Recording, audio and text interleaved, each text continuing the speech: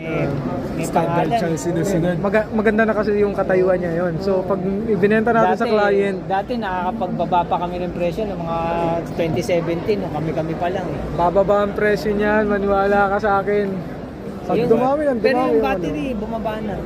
From 150, nasa 130k ngayon. Bababa pa yun. Pag dumami yung installer na kumukuha, bababa pa siya. Mas mamahal yata sa'yo, mag-i-demand eh. Hindi.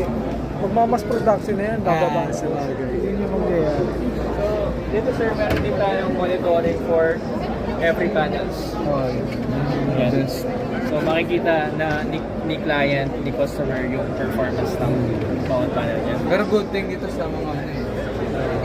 Hindi mga the best talaga. Hindi affected yung performance kapag ka ano. Ang ganda ng MC. Kasi EPC kasi kami. Marami akong sites pero puro string lang. Company sir, Rectify solar. rectify. May ano ba lang? Solid pa lang. Sir, saan dapat nakaklamp to? Sa line 1 sir, from solar. Bale, ito yan. Line 1 from solar? Ito. Mali yata yung pagkakaano. Ay, hindi, tama. So, line 1 from solar. Ito. Output ng...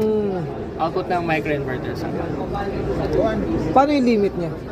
Sa limiter sir, meron kang consumption city na ilalagay. Ito yun. Hindi lang namin na ilagay. So, different siya. Okay ba? So, dalawa yung city mo. Ito is production city.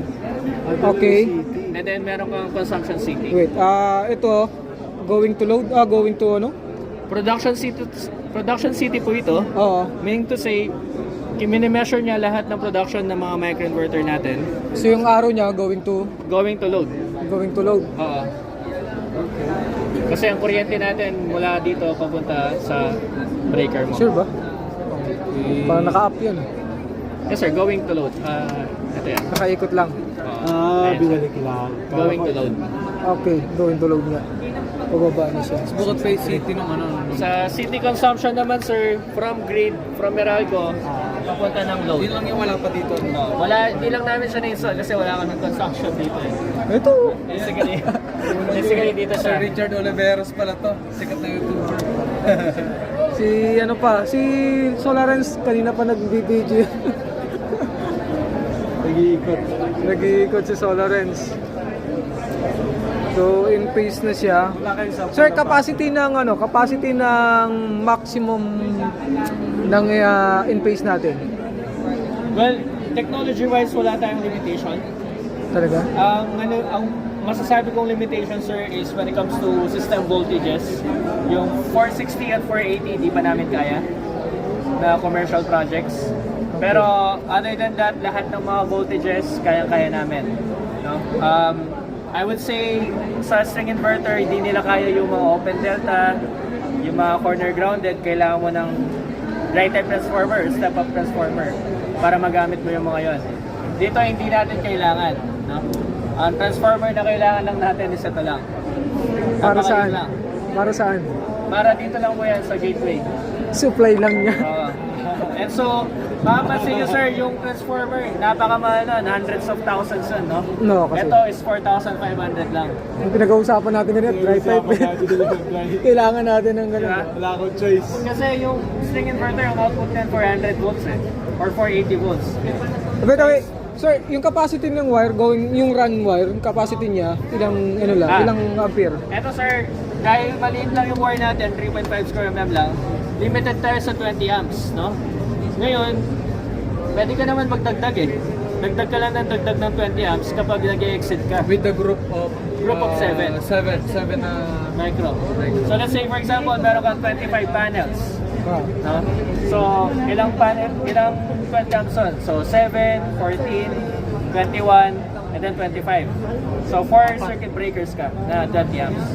And then you will compute dun sa size ng main breaker mo. dulo. Dun sa dulo. Okay. Pero isa lang ang kanyang gateway, isa lang. Oh. So, the idea here, sir, is flexibility. No? Yung flexibility mo, you can start with one panel, one microinverter. Pero yung sa in-phase natin, ito sa microinverter, ilan ang capacity niya? Pwedeng dalawang panels? Ano?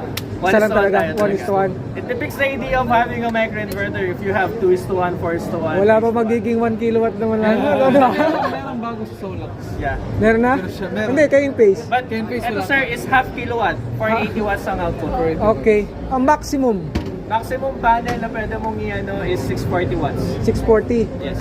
So far, may 700 na ngayon. Yeah. So, ito, Kaya lang limited lang siya sa 480 watts na output, no?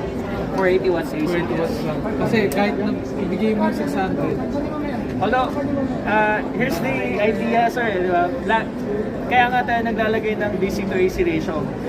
Kasi yung mga panel natin will never reach sabagay. sustained max power nung Due to ano? STC niya. Diba? Due to ano? Makukuha mo yun kapag talagang perpendicular na yung araw, yung condition mo is temperature, etc. is good. So, makukuha mo yung 640 or 700 watts siguro 5 minutes a day. Diba? So, why bother na ano? Hindi lang lagi. Oo. So, dito, may strongly recommend yung 550 hanggang 640 watts. Yung system ko sa bahay is I use 620 watts na panel. And yung production ko 9 AM, 480 na itong mga to. Wait sir, how about na yung current nung ano? Meron tayo kasing mga 600 plus na mas mataas yung current. Kung minsan mas IMP. mababa. Yes. Good point. Hindi pasok to. Pasok Good to point, no? Ito po, Ilang merong mga ano, yung ibang string inverter na kapag lumagpas ng IMP mo, voided na yung warranty. Oo. Dito po, hindi tayo mag-void ng warranty. Although we recommend 14 amps IMP. Ang 14 lang, mababa. We recommend 14 amps IMP. Hindi, INT, ISC. ISC niya? hanggang 25. 14 saka 25. Yes. So 14. Pwede 550 watts na i-eager mo. So ngayon, Sa Jinko, di ko sure. bakit ako nagre-recommend ng 14 amps, no? Aside from the fact na yun lang yung kayang i-convert ng mga microinverters natin. Having a low IMP will give you higher VMP. Kasi power is voltage times current. No? So fixed na yung STC ng mga panel. Let's say meron ka 600 watts, 14 amps IMP, therefore yung VMP mo mas mataas. Ngayon, dito yung temperature ng Philippines mataas. Diba? So, at peak hours, 12 noon, 3 p.m., 10 a.m., yung temperature mo is nasa 38 degrees, 40 degrees ambient. Therefore, yung VMP mo is bumababa. Sobrang init, tama. So, having a higher VMP is much better than having a low VMP solar panels. So, sir, regarding dyan sa ano, sa in-phase na micro, may DC SPD na rin ba siya? Internal, sir, meron kaming DCSPD. Yung mga Internal. circuit test loob. Okay. Although, tawag dito, hindi siya ganun ka critical or vital. Kasi yung ini-input mo dyan is low power, low current, low voltage. Isang panel lang eh. Yung VOC ng panel natin is nasa 55, yun yung pinakamataas setup, or 58, di ba? So, hindi siya ganun ka crucial, but we do have. At least Paano pag meron. nasira yun? Pag nasira yung microinverter, Hindi, I mean yung SPD niya sa loob. so busted na yung microinverter mo na. Hindi na siya rin So at least gagawin. isa lang. At least isa lang. Hindi lahat damay. Hindi yung buong system mo. Sa bahay namin, So, nakapagpalit na ako ng Technically, dalawang pag SPD. nag-open yung isa, meron pang ibang microinverter na gumagana. Yes. So, yun yung tinatawag namin na no single point of failure. Pero, ano yan, kasama sa warranty yan. Yes, kasama sa warranty yan. Okay. Pero how long naman ang warranty? 15 years po. 15 years. Extendable. With payment? Hindi pa ngayon. we're still, so, Sir, bounding.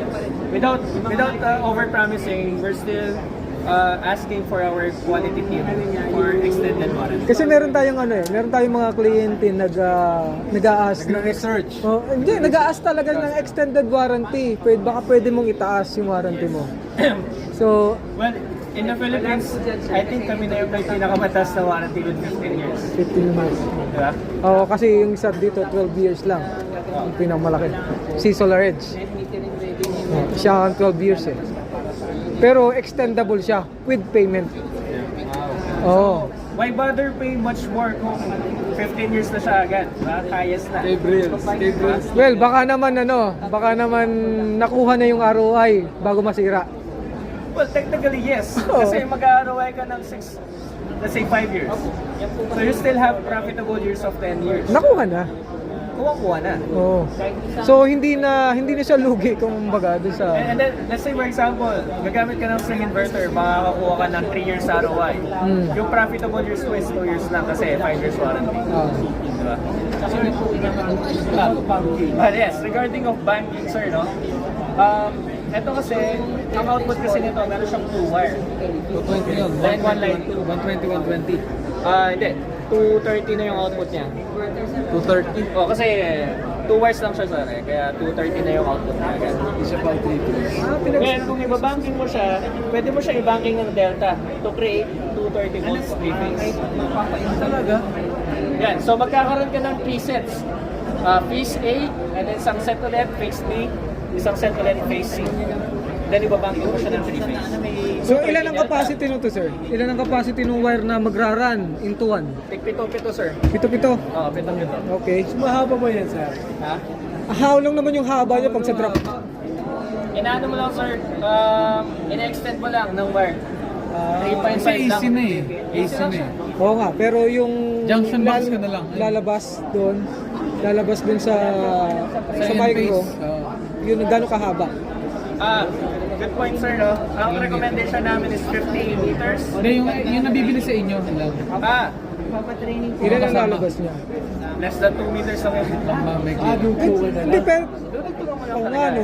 Pagka-suction cost ka, parang Likely lang. So paglabas natin ng panel, hanggang doon na lang siya. Ganda na lang. 2 meters So, lang ulit. maglalagay ka ng weatherproof junction box Doon mismo sa preferably bubong. sa ilalim ng bubong sa na yun. ilalim ng panel. Mas prefer yung mo talaga sa ilalim ng panel kasi pag exposed ka, hindi ka lang exposed ka sa araw at ulan, hindi rin And maganda. then, hindi tayo limited sa 233 phase, ha? Pati 400 kaya niyan. Rin. Yung babangking mo ng white. So, when it comes to flexibility, flexibility, no? Oo, pwede ka. Pero hybrid ang request sa'yo. One product for Pala single hybrid. phase. Hindi pa na-discuss. Oh, for hybrid, yan. Kasi, Gusto ko mag-N-phase, kaya lang hybrid. I'll tell you honestly, wala kaming battery ngayon. But in US, we have our own battery in US. AC battery. AC coupled battery. Yan na, connected din dito sa YouTube, sir. Yes. Dito. Yes. Yan yung nakita ko sa YouTube. So, basically yung battery namin is AC coupled. Ibig sabihin, ang input and output niya is AC. And kapag meron kang existing na ganito, na grid tied ngayon, and then naging available yung battery namin, plug and play lang siya. Dahil AC siya eh. Since easy coupled siya, in case na mag-power outage, gagana pa rin yung panel. Kung may battery ka, May yes. battery ka. Sorry. Thank you.